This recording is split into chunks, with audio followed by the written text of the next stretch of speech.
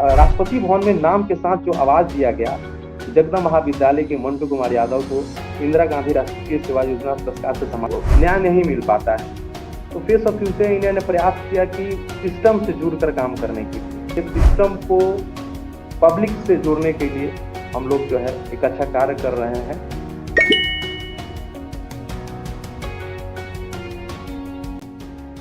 नमस्कार दोस्तों, मैं आलोक राय आप सभी का आज के इस खास कार्यक्रम embracing the essence of NSS में हार्दिक स्वागत करता हूं। दोस्तों, एलिक्सीर फाउंडेशन और द सोशल पर्पस के कोलैबोरेशन में एनएसएस के स्पिरिट एंड इम्पैक्ट को सेलिब्रेट किया जा रहा है।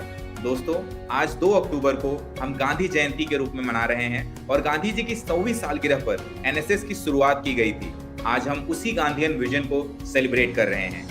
आज के इस सत्र को और भी खास बनाने के लिए हमारे साथ जुड़े हैं नेशनल एनएसएस अवार्डी और वर्तमान में फेस ऑफ फ्यूचर इंडिया के founder and president Mantu Kumar Yadav ji. Mantu ji, Face of Future India के जरिए बिहार में सामाजिक बदलाव और गुणवत्तापूर्वक शिक्षा के लिए एक समर्पित युवाओं की एक फौज खड़ी कर रखी है। आपका इस कार्यक्रम में हार्दिक स्वागत है मंटू जी। धन्यवाद आलोक जी। अच्छा लगा कि इतना बेहतर कार्य जो है आपके द्वारा किया जा रहा है। संघर्षों की कहानी जो है लोगों तक पहुंचाया जा रहा है। काफी अच्छी इनिशिएटिव है। मुझे अच्छा लग रहा है, व्यक्तिगत रूप से अच्छा लग रहा है। मंटू जी, आप बिहार के सारण जिले से आते हैं और आपने एक बहुत ही लंबी और प्रेरक यात्रा तय की है एनएसएस से फेस ऑफ फ्यूचर इंडिया को खड़ा करने तक की। आज के इस सत्र की हम शुरुआत करेंगे आपकी लाइफ जर्नी एंड अचीवमेंट्स के साथ में।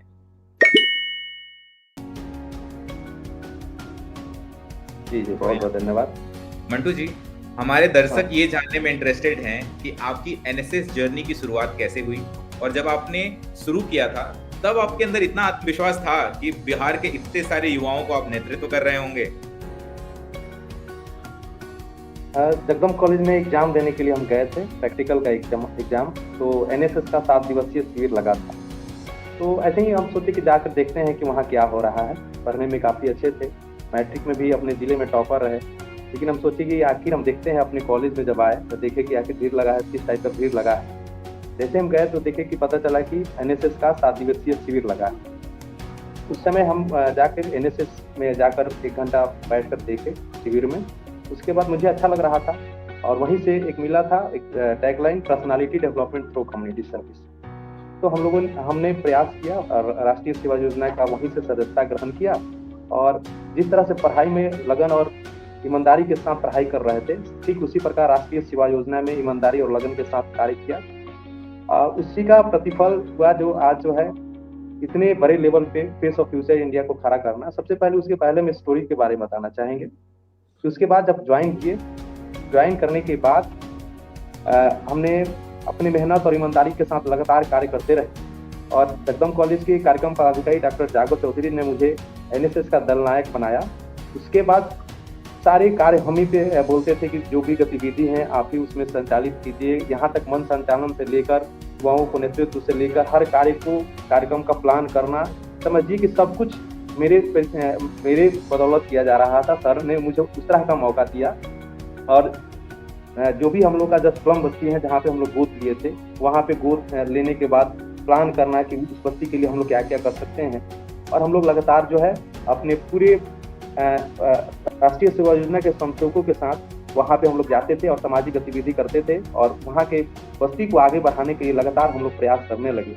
वहाँ के बस्ती का उस समय का स्थिति ऐसा था कि वहाँ के बच्चे जो है तिलक बारातों में प्लेट धोने का कार्य करते थे। कोई पढ़ाई शिक्षा से कोई मतलब ही नहीं रहता था। तो तब हम लोग वहीं से ही हम लोग एनएसएस के स्वयंसेवक एक मुहिम की शुरुआत किए, पढ़ेगा इंडिया तभी तो बढ़ेगा इंडिया। और हम लोग वहाँ लगातार जाकर 1 घंटा समय देने लगे और हम लोग का उद्देश्य था 1 घंटा देह को 1 घंटा देश को, जो डॉक्टर सुब्बाराव भाई साहब, जिसको हम लोग भाई जी के नाम से पुकारते हैं, और उनका टैगलाइन हम सुने थे और उसी टैगलाइन पर आधारित होकर हम लोग लगातार जो है, हम लोग वो भी राष्ट्रीय सेवा योजना के फाउंडर सदस्यों में से एक है, तो उन्हीं से प्रेरित होकर हम लोगों ने वहाँ 1 घंटा देह को 1 घंटा देश को देने के लिए लगातार हमारे राष्ट्रीय सेवा योजना के स्वयंसेवक हम लोग लगातार नियमित रूप से वहाँ उस बस्ती में अपना समय देने लगे। बस्ती में धीरे धीरे लगाव हो गया, एक प्रेम हो गया। जैसे वहाँ बस्ती से हम लोग कोई ऐसा दिन नहीं हो जो हम लोग नहीं जाते थे। जिस दिन हम लोग नहीं जाते थे तो मन नहीं लगता था। धीरे धीरे बस्ती का परिवर्तन होने लगा। उसके बाद कब 2 साल बीत गया पता ही नहीं चला। तब राष्ट्रीय सेवा योजना के समन्वयक डॉक्टर विद्यावाचस्पति त्रिपाठी सर ने कहा कि आपका कार्य, आपका नेतृत्व क्षमता बहुत ही अच्छा है, आप राष्ट्रीय सेवा योजना पुरस्कार के लिए तैयारी कीजिए और फाइल बनाइए। तो उस समय कुछ आइडिया था ही नहीं। अपने कॉलेज में पहला ऐसे स्वयंसेवक थे और फाइल के बारे में कोई आइडिया नहीं था, तो सर कुछ मार्गदर्शन दिए। उसके बाद हम लोगों ने अपने स्वयंसेवकों के साथ हम लोग मिलकर फाइल बनाया। तब जाकर 19 नवंबर 2015 में राष्ट्रपति भवन में इंदिरा गांधी राष्ट्रीय सेवा योजना पुरस्कार से नवाजा गया। उस समय जब राष्ट्रपति भवन में मेरे मम्मी और पापा दोनों लोग गए थे, उस दिन जो है जो भी कार्य किए थे, क्योंकि कार्य किए थे तो पता भी नहीं चला था कि इतना बड़ा लेवल पर काम हो गया। बस्ती के लोग हम लोगों से अपेक्षाएं करने लगे। तो जो राष्ट्रपति भवन में नाम के साथ जो आवाज दिया गया, जगदम महाविद्यालय के मंटू कुमार यादव को इंदिरा गांधी राष्ट्रीय सेवा योजना पुरस्कार से सम्मानित किया जाता है, तो तालियां की कड़कड़ाहट कहीं ना दिल में वो लगा। और वो तालियां कहीं ना कहीं जो है उसी दिन से लगा कि मुझे देश के लिए कुछ करना है। और पुरस्कार मिलने के बाद उस पुरस्कार को मैंने पुरस्कार ही नहीं तक सीमित किया, उसको एक जिम्मेदारी के रूप में समझा। इस जो युद्ध को कभी रुकने नहीं देंगे, इस युद्ध को अंतिम पड़ाव यानी कि जीत तक ले जाने का प्रयास करेंगे। मंटू जी, हमारे दर्शक ये जानना चाहेंगे कि राष्ट्रीय एनएसएस पुरस्कार से फेस ऑफ फ्यूचर इंडिया बनाने तक की आपकी जर्नी कैसी रही? मैंने सोचा कि मैंने जीवन में नौकरी तो बहुत लोग करते ही हैं, लेकिन हमको ऐसा कुछ करना है कि और सारे यूथ हमारे साथ जुड़े, हम लोग प्लेटफॉर्म तैयार करें एक जॉब देने का भी। और तभी आकर हम लोगों ने सोचा कि सामाजिक गतिविधि रुके नहीं। तब छपरा आने के बाद जो है 3 फरवरी 2016 को छपरा के युवाओं के साथ एक बैठक किया, क्योंकि उसके बाद तो एनएसएस का जर्नी समाप्त हो गया। मतलब हृदय से नहीं, मतलब ऐसे फिजिकली रूप से, ऐसे तो हृदय में ही बसता है एनएसएस के बिना रहना है, क्योंकि आज जो भी हम लोग हैं एनएसएस के बदौलत हैं। तो इसीलिए हम लोग एनएसएस के जितने भी पूर्व एनएसएस स्वयंसेवक थे, एनसीसी कैडेट थे, स्काउट गाइड्स के बच्चे थे, उन लोगों के साथ जो लोग पास आउट हो जा रहे थे, पास आउट होने के बाद ट्रैक आउट हो जा रहे थे, उनको एक रास्ता देखने के लिए नहीं, अब से भी हम लोग फिर से शुरू कर सकते हैं अपने सोशल लाइफ को। वहाँ से बैठने के हम लोगों ने मीटिंग किया और मीटिंग के साथ 3 फरवरी 2016 को हम लोग ब्लड बैंक से ही हम लोग फेस ऑफ फ्यूचर इंडिया का शुरुआत किया। और शुरुआत करने के साथ साथ जो है हमारे साथ काफ़ी संख्या में यूथ जुड़ने लगे, क्योंकि कहा जाता है जब भी किसी बदलाव की बात होती है तो बात युवाओं की होती है, और बदलाव होगा, आगे भी होगा तो युवाओं के कारण हुआ। और हम लोगों ने युवाओं का एक फौज तैयार किया, फेस ऑफ फ्यूचर इंडिया, और सबसे पहला इनिशिएटिव हम लोगों ने ब्लड डोनेशन का किया। और ब्लड डोनेशन में एक क्रांति सा आ गया। क्रांति के कारण ये भी था कि वहाँ के लोकल जो है सारण पुलिस हम लोग के साथ जुड़ा। सारण पुलिस के साथ हम लोग मिलकर, कदम से कदम मिलकर जो है हम लोग ब्लड डोनेशन के लिए कैंपिंग करने लगे, अवेयरनेस करने लगे। वहाँ के उस समय के एसपी हरकिशोर राय करके थे, हम लोग मिलकर वो खुद 3 बार हम लोग के साथ ब्लड डोनेट किए। और जहाँ भी गली मोहल्ले में नुक्कड़ नाटक करते थे, रैली करते थे, हर कदम के साथ वो आईपीएस अधिकारी हरकिशोर राय सर जो है लगातार हम लोग का साथ देते रहे। और वो मुहिम जो है एक बड़ा लेवल का ले गया, और पूरे बिहार में पहला फेस ऑफ फ्यूचर इंडिया एक संगठन जो सबसे ज्यादा ब्लड डोनेशन करने का एक रिकॉर्ड बना। और बिहार सरकार स्वास्थ्य मंत्रालय जो है फेस ऑफ फ्यूचर इंडिया को सम्मानित किया। और सम्मानित करने के साथ साथ वहाँ से भी एक हौसला जगा कि और भी हम लोग कुछ कर सकते हैं। उसके बाद जो है ब्लड डोनेशन में तो पहला स्थान आया ही। उसके बाद हम लोग जो सोचे कि आए दिन अखबारों में हम लोग पढ़ते थे कि बेटियों को दहेज के लिए जलाया जा रहा है, तो तब हम लोग सोचे कि कुछ ना हम लोग बेटियों के लिए कुछ किया जाए। तो सोचे कि बेटियों के लिए कब कुछ किया जा सकता है, जब तक हम लोग सिस्टम का हिस्सा नहीं हो पाएंगे। क्योंकि ऐसे हम लोग ओपन रहेंगे तो या तो हम लोग बोलेंगे प्रशासन या पुलिस सुन नहीं सकता है, या उससे महिला आयोग नहीं सुन सकता है। तब हम लोग क्या किए, महिला हेल्पलाइन को अपना ऑफिशियल पार्टनर बनाया। उसके पहले ब्लड डोनेशन में भी हम लोग सारण पुलिस को ऑफिशियल पार्टनर बनाया। प्रशासन हम लोग के साथ लगातार कदम से कदम मिलाकर काम करने लगा। हम लोग ग्रामीण स्तरों पे जाकर वहाँ के सरकारी विद्यालयों में बच्चों को बताने लगे कि क्या-क्या उसके लिए कानूनी अधिकार दिया गया है।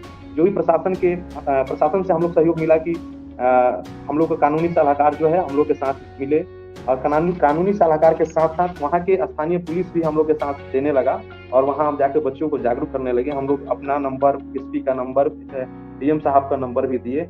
आज ऐसा बदलाव आया है कि बेटियों के लिए जो है एक आशा की किरण बन गया है फेस ऑफ फ्यूचर इंडिया।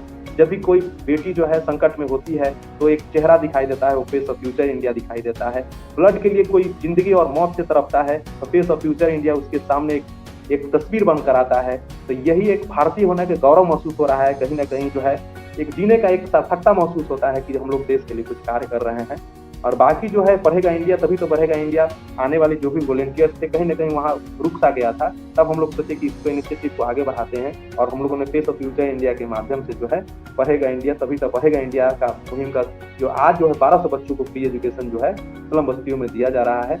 और काफ़ी बच्चे जो है जो शिक्षा से प्रेरित होकर उनको हम लोग जो है प्राइवेट विद्यालयों में भी जो एक कैटेगरी आता है जिसका जो है बीपीएल कोटा रहता है, उनको बीपीएल कार्ड बनवाकर हम लोग डायरेक्ट जो है प्राइवेट स्कूल में या जहाँ बढ़िया स्कूल में पढ़ाई होता है वहाँ पर नामांकन करा के बच्चों को स्कूल भेजने का भी हम लोग कार्य कर रहे हैं। काफी बदलाव आ रहा है। फेस ऑफ फ्यूचर इंडिया बदलाव का कारण भी बन गया है और ये फेस ऑफ फ्यूचर इंडिया की जर्नी जो है छपरा से शुरू हुई, आज जो है लगभग हम लोग जो है लगभग आधा यानी कि 50% इंडिया में हम लोग प्रवेश कर चुके हैं। हमारा जो टीम का विस्तार जो है असम में है, नागालैंड में है, जम्मू कश्मीर में है, लगभग आधा कंट्री में हम लोग प्रवेश कर चुके हैं।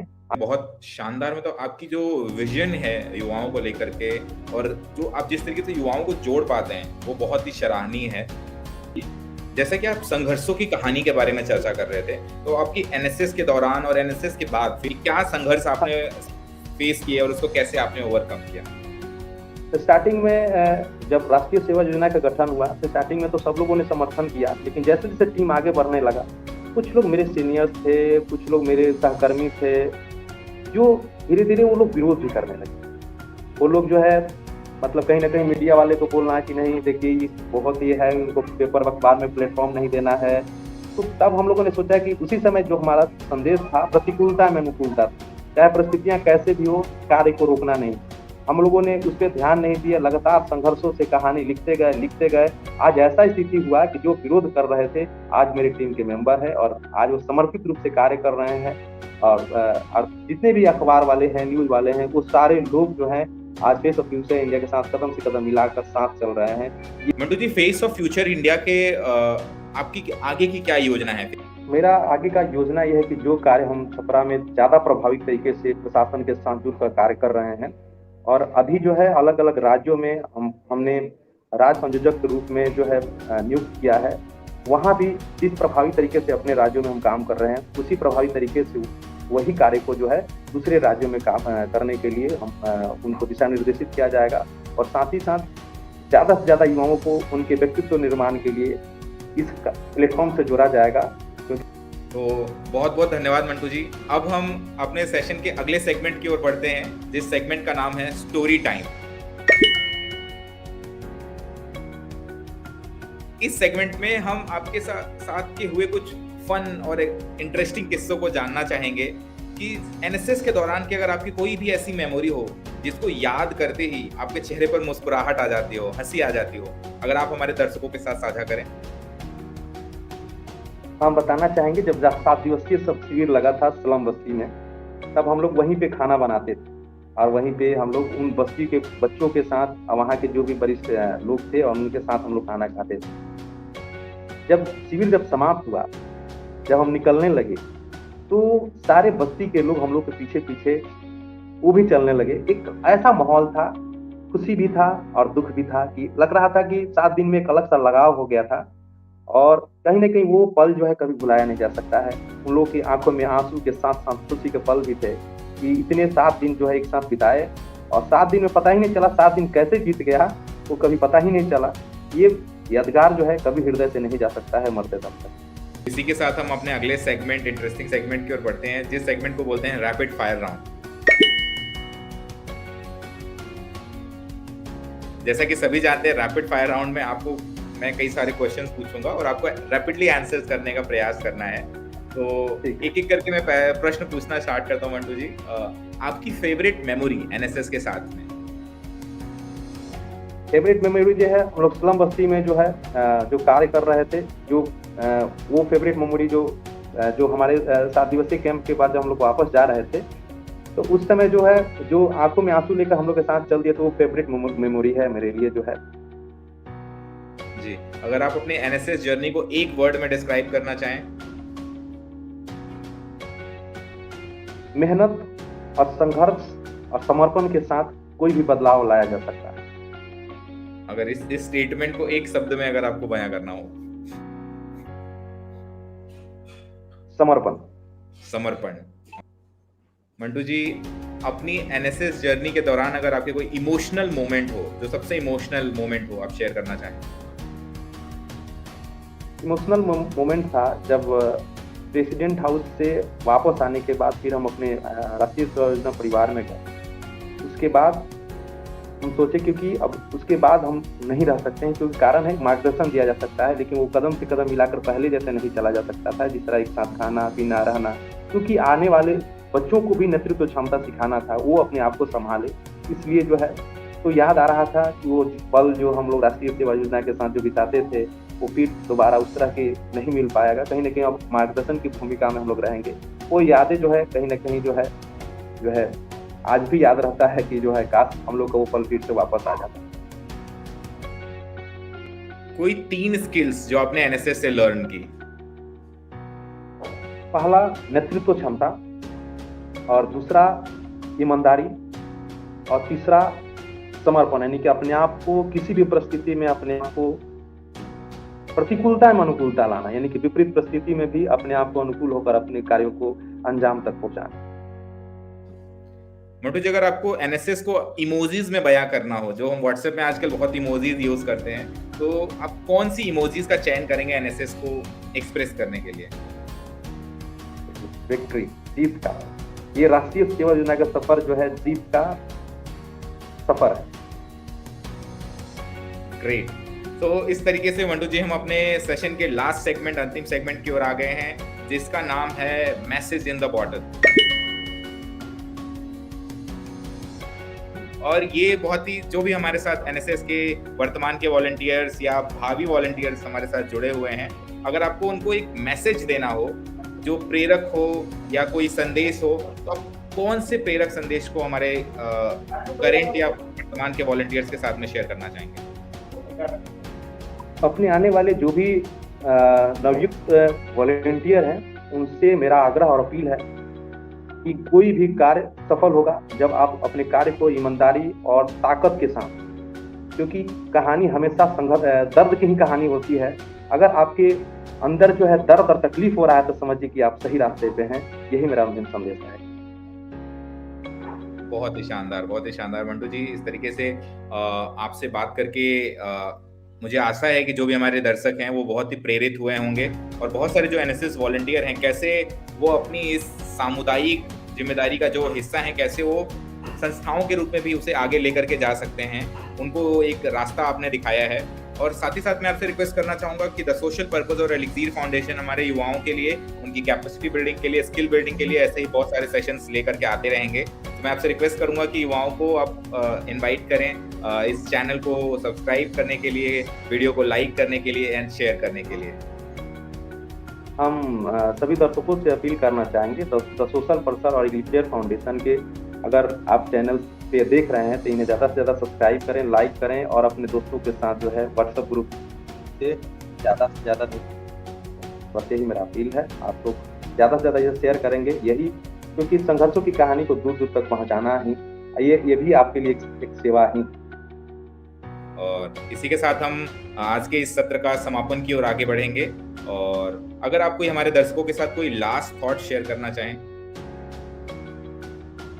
लास्ट शेयर ये है कि आप ईमानदारी, देखिए कोई भी कार्य करने के साथ बाधाएं आएंगी, आप सोच लीजिए अपने आप को झोंक देना है, जब तक उसमें सोचना है कि अपने आप को उसमें खत्म कर लेना है, यानी कि जो भी है उसी को मानना है, जिस तरह से हमने फेस ऑफ फ्यूचर इंडिया के लिए अपनी पूरी ताकत को झोंक दिया है, अपने आप को समाहित कर दिया है, चाहे कोई भी तूफान क्यों ना आए, जीत तक पहुँचना है, यही ध्येय होना चाहिए कोई भी लक्ष्य के साथ। अपने आप को समर्पित और झोंकने की क्षमता, जिस तरह से भगत सिंह ने अपने देश के लिए अपने आप को समर्पित कर दिया, अपने आप को त्याग दिया, उसी तरह से अपने कार्यों के प्रति त्याग और समर्पण की भावना से कोई भी जीत को हासिल किया जा सकता है। बहुत बहुत धन्यवाद मंटू जी, अपना अमूल्यवान समय देने के लिए।